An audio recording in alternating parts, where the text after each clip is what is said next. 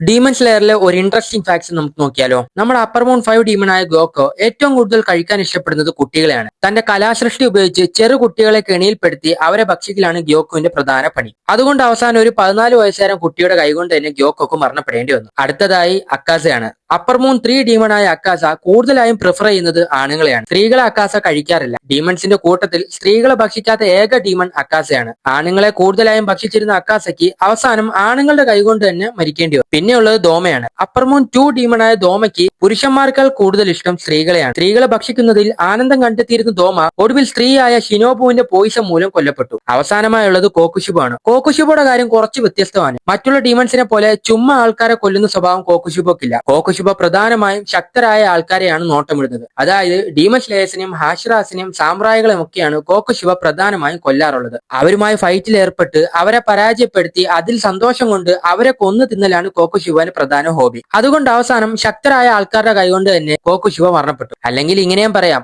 6 കണ്ണുള്ളവൻ അന്ധനായവന്റെ കൈകൊണ്ട് മരിച്ചു. ഈ കർമ്മ എന്നൊക്കെ പറയുന്നത് ഇതായിരിക്കുമല്ലേ. ഇതുപോലുള്ള ഡീമൺ സ്ലേയേഴ്സിലെ വേറെ ഇൻട്രസ്റ്റിംഗ് ആയ ഫാക്ട്സ് നിങ്ങൾക്ക് അറിയുമെങ്കിൽ താഴെ കമന്റ് ചെയ്യുക.